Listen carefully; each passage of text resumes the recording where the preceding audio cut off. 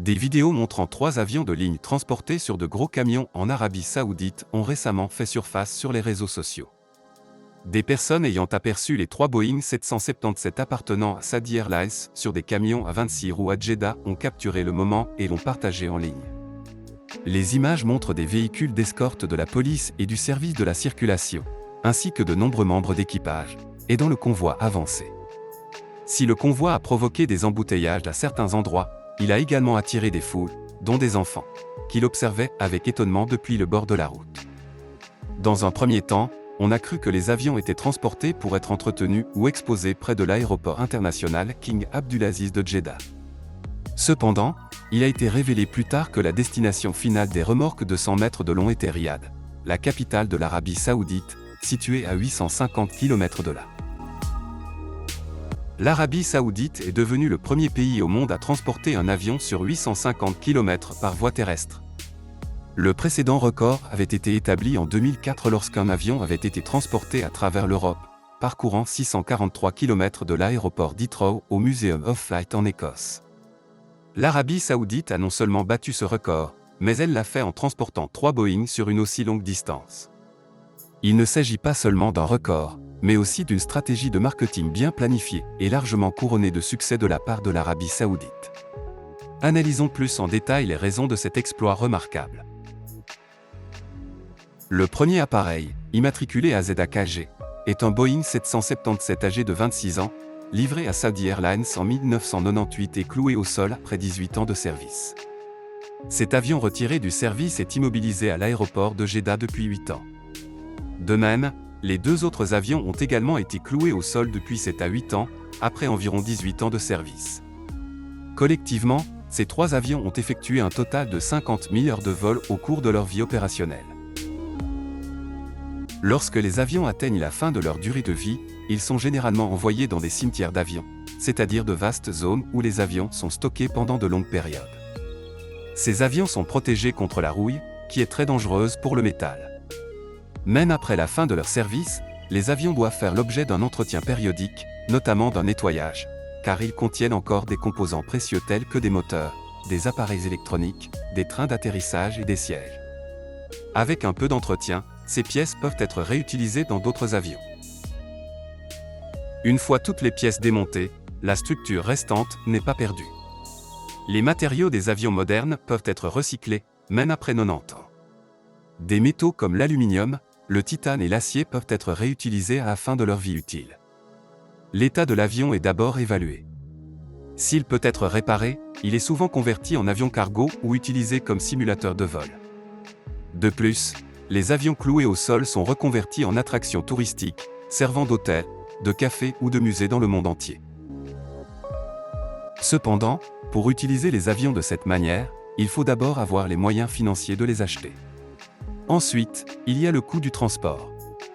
Bien que les avions cloués au sol puissent être transportés en pièces détachées par la route ou le train, le gouvernement saoudien a décidé d'envoyer ces 3 Boeing 777 intacts sur une distance de 850 km. Le coût du transport n'est pas un problème pour eux.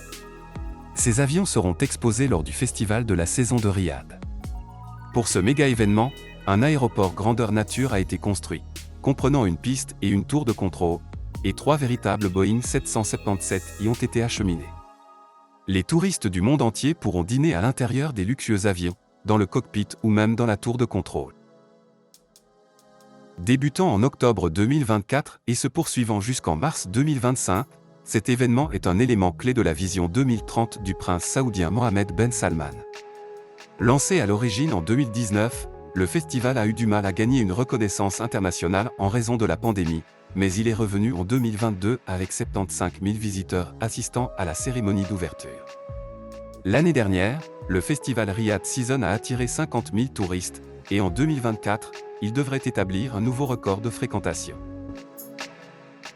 Le transport de 3 Boeing 777 sur 850 km est considéré comme un coup de marketing stratégique de l'Arabie Saoudite.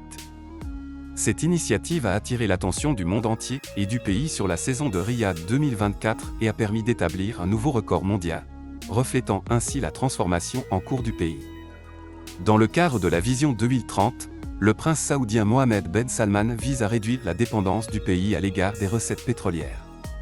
Au départ, l'Arabie saoudite n'avait pas de tel projet, mais les grands succès de Dubaï dans le domaine du tourisme ont inspiré un changement dans tout le Moyen-Orient.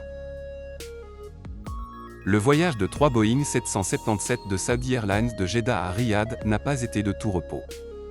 La première étape a consisté à préparer les avions pour le transport en retirant leurs ailes et leurs queues, ne conservant que les grands fuselages, qui pèsent chacun 200 tonnes. Des grues spéciales ont été mises en place pour les soulever, et pour éviter d'endommager les fuselages, ils ont été hissés à l'aide de sangles en nylon. Après de minutieux calculs, 2 grues ont soulevé chaque fuselage sur un véhicule à 26 roues, bien qu'en réalité, la remorque compte 104 pneus. Le voyage a été soigneusement planifié.